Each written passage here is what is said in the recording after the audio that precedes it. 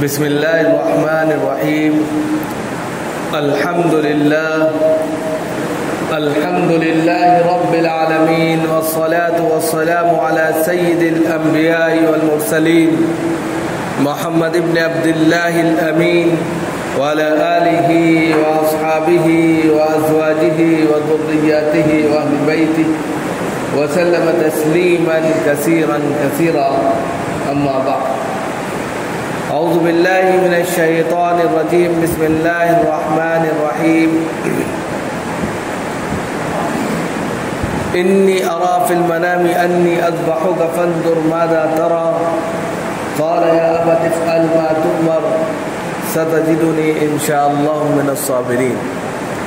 फलम्मा अस्लमा वतल्लहु लिलजबीन वनादैनाहु अन या इब्राहीम फसद्दक़्ता रुया इन्ना कज़ालिका नज़्ज़िल मुहसिनीन। सदक़ल्लाहुल अलीयुल अज़ीम। मोहतरम बुजुर्गों और दोस्तों, दीनी और ईमानी भाइयों, अल्लाह रब्बुल इज़्ज़त का शुक्र है, उसका करम है कि उसने हमें ईद उल अज़हा के ताल्लुक़ से अपनी बारगाह में आने की तौफ़ीक़ अता फरमाई। सबसे पहले हम बिरादरान वतन और साथ साथ उम्मत मुस्लिमा के तमाम जियालों को और शाही मस्जिद में आने वाले तमाम के तमाम मेहमानों का पुरजोश खैर मक़दम करते हैं और ईद उल अज़हा की दिल की गहराइयों से मुबारकबाद पेश करते हैं। कबूल फरमाएं। आज का दिन बड़ा मुबारक दिन है और ये खुशी का दिन है। अल्लाह रब्बुल इज़्ज़त आज के दिन की तरह तमाम लोगों की ज़िंदगी में ये खुशियाँ हमेशा आबाद रखे। यही दुआ लेकर आज हम सब यहाँ जमा हुए हैं ताकि ज़िंदगी के बहुत से गम, बहुत से रंज, बहुत से दुख, बहुत सी तकलीफ़ें इन खुशियों के पलों के साथ जब जुड़ती हैं तो फिर वो गम भूल जाता है इंसान और खुशी के इन लम्हात में फिर से उसको ज़िंदगी जीने का असल मज़ा आने लगता है। इसीलिए अल्लाह रब्बुल इज़्ज़त ने साल में 2 दिन ऐसे बनाए कि जिसमें इंसान और ख़ास तौर से उम्मत मोहम्मदिया खुशी के पल जी सके।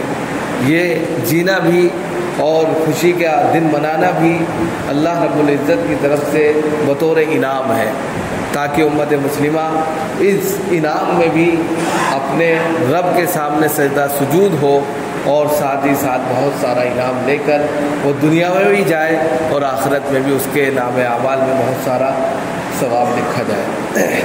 आप अगर देखें दूसरे मज़ाहिब में जो भी त्यौहार होता है तो वहाँ पर आपने बारहा इस पर गौर भी किया होगा कि वहाँ अल्लाह का नाम नहीं लिया जाता, अल्लाह की भक्ति नहीं की जाती, अल्लाह के हुजूर कोई ऐसा नजराना पेश नहीं किया जाता जिसके ताल्लुक़ से अल्लाह रब्बुल इज़्ज़त की जो किब्रियाई है, जो जबरूतियत है, जो अल्लाह रब्बुल इज़्ज़त का जलाल है वो मज़ीद बढ़ जाए।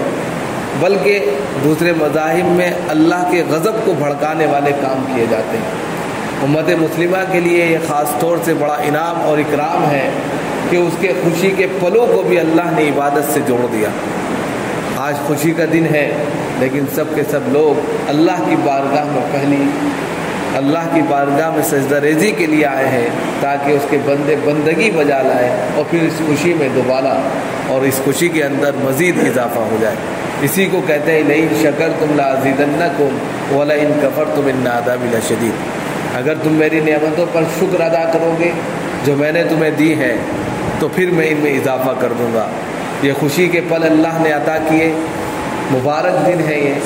अब इसमें अगर आपने सजदा रेज़ी की, खुदा के दरबार में आकर सबसे पहले अल्लाह के हुजूर में आकर बंदगी का फरीज़ा अंजाम दिया तो ये शुक्राना है और अल्लाह इस शुक्र पर ज़ाहिर सी बात है मज़ीद इजाफ़ा करते हैं। कुरान बिल्कुल 2-2-4 की तरह साफ बात करता है। इसी की तरफ आज हम जिसके ताल्लुक़ से जमा हुए हैं ये ईद उल अज़हा का दिन है, कुर्बानी का दिन है। इसके ताल्लुक़ से आप सब इससे पहले बहुत सारी चीज़ें जान चुके हैं लेकिन फिर भी क्योंकि हमारे नए भाई आते रहते हैं تو ایک چھوٹا سا ڈیمو اور ایک چھوٹی سی تاریخ آپ کے سامنے آنی چاہیے کہ آج کے دن کیا ہوا تھا اور کیوں ہم قربانی کر رہے ہیں، اس قربانی کا اصل مقصد کیا ہے اور اللہ کے حضور اس پر کیا انعام اور اکرام ہے۔ تو قربانی دراصل آج سے نہیں بلکہ 4184 سال پہلے کی بات ہے۔ یہ ایک دو دن کا واقعہ نہیں ہے بلکہ تاریخ کے پنے اس سے جو ہے بالکل بھرے پڑے ہیں۔ اتہاس کی جب آپ کوئی بھی داستان اٹھا کر دیکھتے ہیں تو ماضی در ماضی جانا پڑتا ہے، اور جب جا کر 4184 سال پر ہم پہنچتے ہیں تو وہاں پر زندگی کا ایک ایسا باب کھلتا ہے جس کے اندر ایک باپ اور ایک بیٹے کی قربانی کا تذکرہ ہم کو ملتا ہے۔ یہ تذکرہ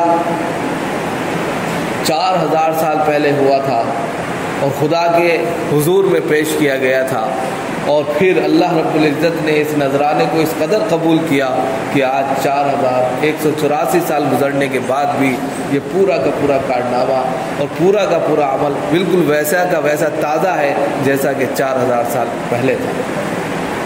آج بھی 2 دن چلا جائے اس دنیا سے بھول جاتے ہیں لوگ، اس کو یاد نہیں رکھا جاتا، لیکن جو اللہ کے مخصوص بندے ہوتے ہیں، جو اللہ کے واقعی میں مخلص بندے ہوتے ہیں، ان کا کوئی عمل اللہ کو اگر پسند آ جاتا ہے تو اللہ اس کو زندہ کر دیتا ہے، امت میں اس کو ایک رائج بنا دیتا ہے، اور اسی وجہ سے سنت ابراہیمی آج بھی ہمارے دلوں میں اور ہمارے عمل میں زندہ جاوید ہے۔ یہ صرف اور صرف اخلاص کی بنیاد پر ہے، یہ صرف اور صرف اللہ رب العزت کے حضور اس قربانی کا نتیجہ ہے جس میں انہوں نے اللہ کی محبت کو بیٹے کی محبت پر فوقیت دی تھی۔ اس چیز کو سمجھنے کی بات ہے۔ اگر ہم اس قربانی کے اصل مقصد کو سمجھ جائیں، اگر ہم اس قربانی کے اصل پیغام کو سمجھ جائیں تو ہر شخص پھر اس کے لیے تیار ہے۔ ایک باپ نے ایک بیٹے سے، اور ایک ایسے وقت میں جب کہ باپ کو بیٹے کی سخت ضرورت ہو، اس وقت اللہ رب العزت اگر کسی کو ایک بیٹا عطا فرما دے، پھر وہ بیٹا اس کی آنکھوں کا تارا بن جائے، دل کا سکون اور چین بن جائے، اور پھر اسی بیٹے کو اللہ رب العزت یہ کہہ دیں کہ نہیں میری راہ میں قربان کر دو، تو بہت دل گردے کی بات ہے۔ یہی واقعہ ہے، تھوڑا سا آپ کو پس منظر میں بیک گراؤنڈ میں لے جا کرنا چاہتے ہیں تاکہ اس کی حقیقت کو انسان جان سکے کہ ہوا کیا تھا۔ یہاں سے کافی دور پچھم کی اور ہمارے ہندوستان سے ملک عراق پڑتا ہے، اور عراق ہی کے بالکل توسط میں قریب میں کلدانیہ نام کی ایک بستی ہے۔ وہاں پر سیدنا ابراہیم علیہ السلام نے جنم لیا، اور ان کے والد محترم آزر تھے جو بت تراش بھی تھے، بت فروش بھی تھے۔ بتوں کو تراشتے تھے پتھروں سے، سنگ تراش جیسے ہوتا ہے، بتوں کو کاٹ کاٹ کر اپنے کہہ سکتے ہیں کہ نب سے، اور پھر وہ جو ہے ایک تصویر بنا دیتا ہے۔ اسی طرح وہ سنگ تراش جیسے کرتا ہے، اسی طرح وہ بت تراش تھے، اور اسی سے وہ بت بناتے تھے اور پھر اس کو فروخت کرتے تھے۔ اس طرح وہ بت فروش بھی تھے۔ تو باپ اور بیٹا، جیسے جیسے بیٹا بڑا ہوا تو باپ کے کام میں ہاتھ بٹانے لگا۔ تو باپ نے جو وہ بت بناتے تھے حضرت ابراہیم کو ایک جھولی دے دیا کرتے تھے، ٹوکری دے دیا کرتے تھے کہ جاؤ گھر گھر جا کر ان کو بیچ آؤ، اور اس سے جو 2 پیسے ملیں گے اس سے گھر کا چولہا جل جائے گا۔ یہ ان کا کاروبار تھا۔ حضرت ابراہیم علیہ السلام کو یہ چیز بڑی کھلتی تھی کہ جن کو ابا خود تراشتے ہیں، خود بناتے ہیں، پتھر کی اور چھینی اور ہتھوڑی سے مار مار کر اس کو ایک شکل دیتے ہیں، اور پھر کہتے ہیں کہ یہ بھگوان ہے، یہ ایشور ہے، یہ گوڑ ہے، یہ اللہ ہے، یہ پرماتما ہے۔ نام بدل دیے گئے ہیں سب نے، لیکن ہے تو وہ ایک ہی۔ لہذا اب ان کو ہم فروخت کرتے ہیں، ان کا پیسہ بھی ہم لیتے ہیں، تو یہ بھگوان کیسے ہو سکتے ہیں؟ ان کے ذہن میں ایک سوال پیدا ہوتا ہے، اور یہ سوال کسی کے ذہن میں بھی پیدا ہو سکتا ہے کہ ہم جو کاروبار کرتے ہیں اس کاروبار میں جس کو ہم فروخت کرتے ہیں، جو بے جان خود ہے، وہ پتھر ہے، کچھ بھی نہیں تھا، اس کو ہم نے ایک مورتی کی شکل دے دی، پھر اس کو ہم نے بیچ دیا، وہ گر گیا، ٹوٹ گیا، اس کے اندر کوئی جان نہیں ہے، اس کے اندر کوئی جو ہے یعنی کہ کوئی سانس نہیں ہے، اس کے باوجود وہ بھگوان کیسے ہو سکتا ہے؟ تو ان کے ذہن میں یہ سوال بار بار گردش کر رہا تھا۔ انہوں نے اسی سوال کی گردش میں خدا کو تلاش کر لیا۔ اس سے میسج ملتا ہے کہ اگر انسان خدا کو پانا چاہے تو پا سکتا ہے۔ سیدنا ابراہیم علیہ السلام نے جب خدا کو دیکھا اور خدا کو پایا تو ان کے پاس کوئی نبی، کوئی سندیش، کوئی داعی نہیں آیا تھا، بلکہ انہوں نے اپنی ایکٹیویٹی پر اور ماحول کی ایکٹیویٹی کو غور سے دیکھنا شروع کیا کہ صبح ہوتی ہے، شام ہوتی ہے، دن نکلتا ہے، پھر رات ہو جاتی ہے۔ کوئی تو ہے، دن رات کے ساتھ نہیں آتا، رات دن کے ساتھ نہیں آتی۔ ہر انسان الگ الگ ہے، سب کے خیالات الگ الگ ہیں۔ رات میں سورج بالکل غائب ہو جاتا ہے، چاند نکل آتا ہے، ستارے اپنی جھرمٹ پھیلا دیتے ہیں، دن ہوتے ہی سب غائب ہو جاتے ہیں، سورج کی تپش تیزی کے ساتھ دھرتی پر پڑنے لگتی ہے اور تیزی کے ساتھ دنیا روشن ہو جاتی ہے۔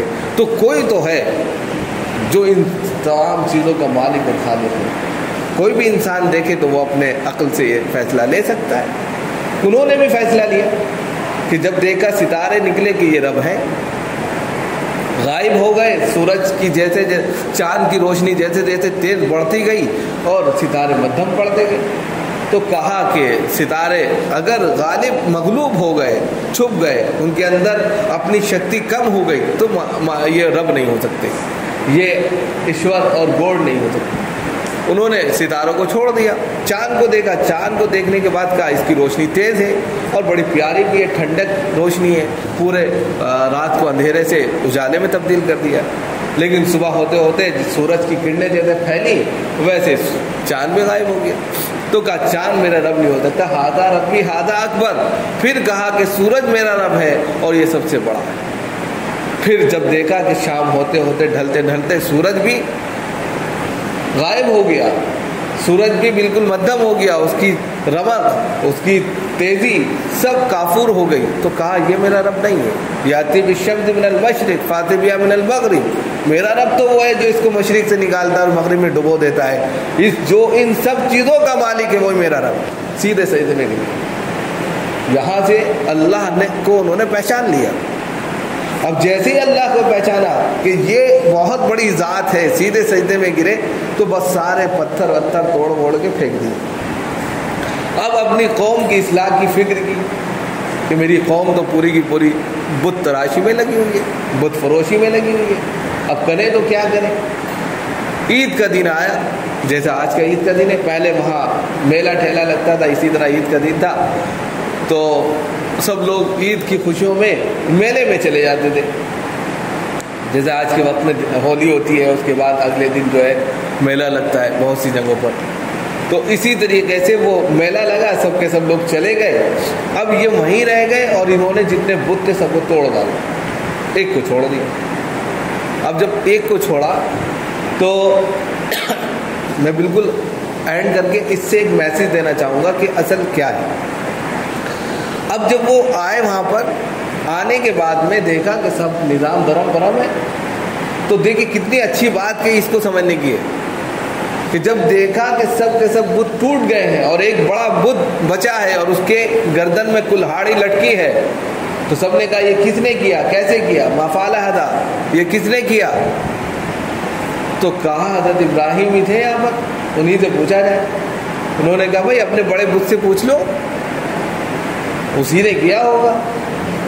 ایک دم قوم نے کیا کہا، آپ جانتے ہیں کہ بت بولتے نہیں ہیں۔ دیکھیے بہت اہم بات بتائی، قرآن نے اس کو ریکارڈ کیا ہے اور یہی دعوت کا ذریعہ بن گیا۔ اسی کو کہتے ہیں حکمت سے دعوت دینا، یہ نہیں کہ کہیں بھی کچھ بھی بول دینا، وقت کو کی نزاکت کو دیکھتے ہوئے بات کرنا، یہی سب سے بڑی کامیابی ہے۔ جیسے انہوں نے کہا کہ آپ جانتے ہیں کہ بت بولتے نہیں ہیں، بت خاموش رہتے ہیں، وہ کھاتے نہیں ہیں، وہ پیتے نہیں ہیں، تو کہا پھر ایشور کیسے مان لیا تم؟ بس یعنی کہ کم سے کم اگر 1000 لوگ وہاں تھے تو 10 لوگ ان کی مخالفت میں رہے ہوں گے، 100 لوگ رہے ہوں گے، 900 لوگ رہے ہوں گے، اس میں سے 100 لوگ ضرور ان کے ذہن میں یہ میسج چلا گیا کہ بت بے جان ہے، بت بے بس ہے، وہ جب اپنا بھلا نہیں کر سکتے ہمارا کیا بھلا کریں، میسج چلا گیا۔ لیکن قوم ایک دم سے اپنے آقاؤں کو، अपने महात्माओं को छोड़ नहीं सकती, क्योंकि परंपराओं पर ज़िंदगी गुजरती है। अनभक्ति में इंसान जो है ज़िंदगी गुजारता है।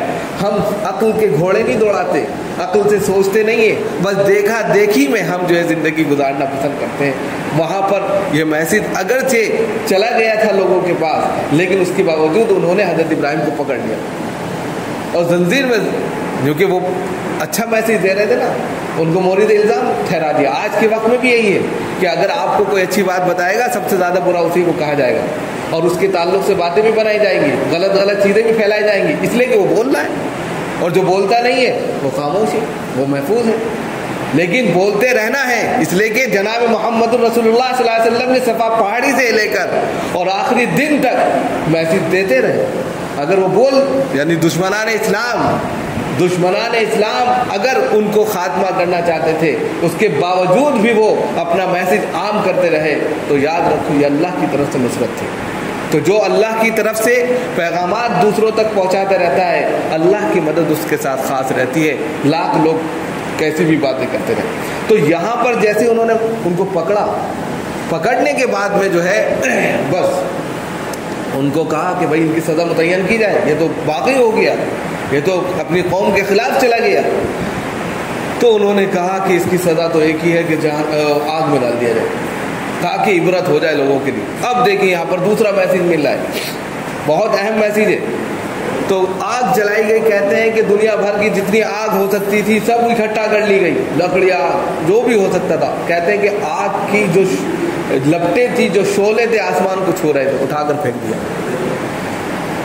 और कुरान क्या कह रहा, कुन्ना या नारु कूनी बर्दम व सलामन अला इब्राहिम।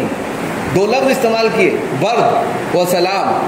बर्द से मुराद है ठंडक, यानी इतनी ठंडक ना हो जाए, मिसाल के तौर पे हम जो है बहुत ज़्यादा किसी ऐसे एयर कंडीशन रूम में चले जाएं जहाँ बहुत ज़्यादा ठंडक है, तो नज़ला हो जाएगा फ़ौरन। गर्मी से आप आए और बहुत ज़्यादा जो है एयर कंडीशन में चले जाए, नज़ला हो जाएगा।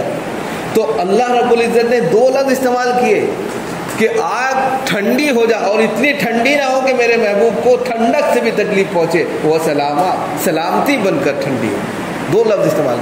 देखते हैं कि आग की जो लपटे आसमान को छू रही थी, उसके दरमियान में गुले गुलजार बनकर हज़रत इब्राहिम बैठे हैं, सब के सब दंग रहे। बस यहीं से कहा कि भाई ये हमारे साथ नहीं रह सकता, इसको निकालो।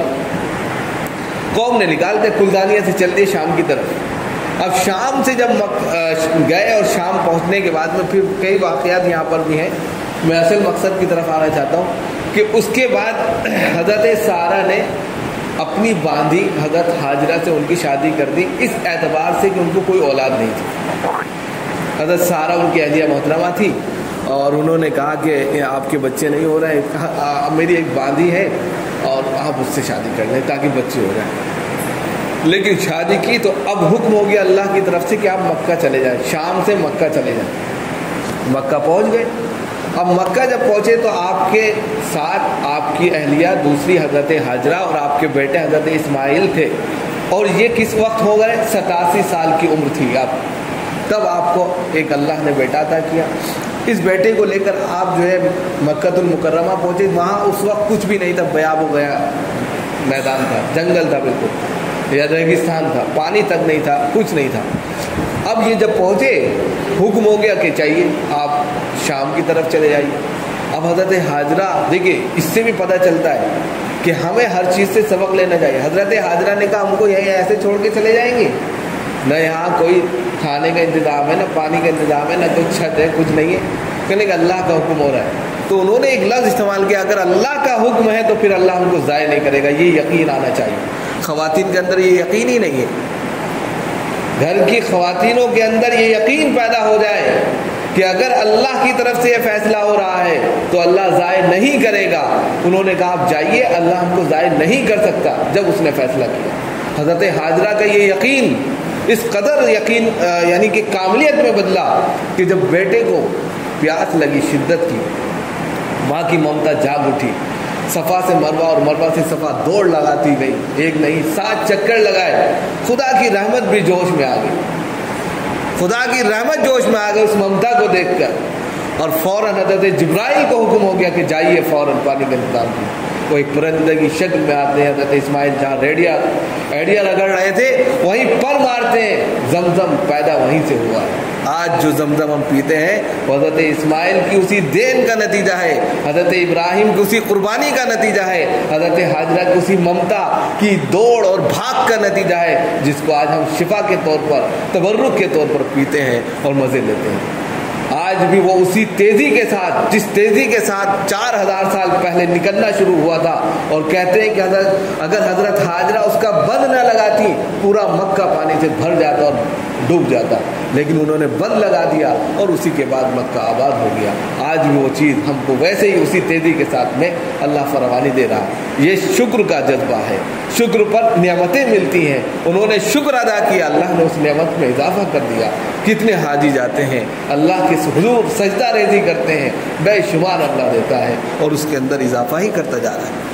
एक दूसरा मैसेज, तीसरा मैसेज अब जो है वो बहुत अहम है, जो कुर्बानी के मुताल्लिक़ है, वो ये है कि अब आपकी उम्र जो है 13 वर्ष की हो जाती है। 13 वर्ष का बच्चा समझदार भी हो जाता है, खेलने कूदने भी लगता है, बहुत कुछ बाप का सहारा भी बनने लगता है। कोई चीज़ पड़ी है तो उठाकर भी दे देगा, अब्बा को बहुत सारी चीज़ें समझा भी देगा। उस वक्त अल्लाह के रब्बुल इज़्ज़त ने देखा कि मेरा महबूब जो है बेटे की तरफ जा रहा है, अरे बेटे की मोहब्बत गालिब आ गई है, मुझे भूल रहा है। बस अल्लाह ने कहा एक एग्ज़ाम और हो जाए। अल्लाह रब्बुल इज़्ज़त ने अरफा का दिन जो है ना, अरफा योम अरफा, कल का दिन जो था अरफा कहलाता है, उसको योम अरफा इसीलिए कहते हैं, उसकी डिटेल्स बहुत सारी हैं। उसकी पहली डिटेल्स जो आई है वो यही आई है कि हज़रत इब्राहिम ने जब पहला ख्वाब देखा वो 9 ज़िलहिज्जा का था, दिन था, अरफा का दिन था। उस अरफा के दिन में जब आपने अरफा के दिन से पहले 8 ज़िलहिज्जा को आपने ख्वाब देखा तो आपने सोचा कि ऐसे ख्वाब है जिसमें उन्होंने देखा कि अपने बेटे को ज़बह कर रहे हैं, लेकिन जब 9 को देखा तो मारिफत हो गई। अरफा कहते हैं मारिफत को, जानकारी को, पूरा कंफ्यूजन को दूर करने के बाद कंफर्म रिजल्ट को कहते हैं अरफा। और योम अरफा का दिन है, उस दिन ऐसा हुआ जिस दिन आपकी कंफ्यूजन ख़त्म हो गई, और उसी को फिर वकूफ़ अरफा यानी वहाँ ठहरने का नज़्म, यानी कि हज के लिए उसको वकूफ़ अरफा का एक अहम रुकन भी बना दिया अल्लाह ने, कि वहाँ अगर हाजी नहीं जाएगा उसका हज ही नहीं होगा। अब बताइए कितना ज़बरदस्त मामला, अल्लाह ने एक एक चीज़ को जोड़ दिया। और जैसे उनको मारिफत हुई फ़ौरन अल्लाह ने अपने बेटे को बुलाया, हज़रत इब्राहिम ने अपने बेटे को बुलाया, ये नहीं कि जुल्म कर दिया। और वो जो आयत मैंने अभी आपके सामने पढ़ी, इन्नी अरा फिल मनामी अन्नी अज़बहुका फंजुर माज़ा तरा क़ाल या अबती फ़अल मा तुअमर सतजिदुनी इंशाअल्लाह मिनस साबिरीन। बाप चाहता तो बेटे को ज़बह कर सकता था, नहीं, जुल्म होगा। बेटे से मशवरा किया, क्योंकि बेटा भी तो नबी है, वो भी तो नबी का बेटा है, और खातमुन नबिय्यीन अहमद मुज्तबा मोहम्मद मुस्तफ़ा सल्लल्लाहु अलैहि वसल्लम के वो दादा होने वाले हैं, उन्हीं की नस्ल से ये आखिरी नबी आने वाले हैं, तो कोई ना कोई तो खुसूसियत होगी। तो बेटे ने कहा अब्बा जान कैसी बात कर दी आपने, जिस चीज़ का हुक्म मिला है फ़ौरन करिए, आप मुझे साबरीन में से पाएंगे। बस क़द सद्दक़्ता रुया इन्ना कज़ालिका नज़्ज़िल मुहसिनीन। अल्लाह रब्बुल इज़्ज़त ने जैसे ही ये सुना फैसला कि इब्राहिम तुमने अपना ख्वाब सच कर दिखाया, हमें तुम्हारे बेटे की कुर्बानी मकसूद नहीं थी, हम तो सिर्फ देखना चाहते कि तुम अपने रब से ज़्यादा मोहब्बत करते हो या अपने बेटे से।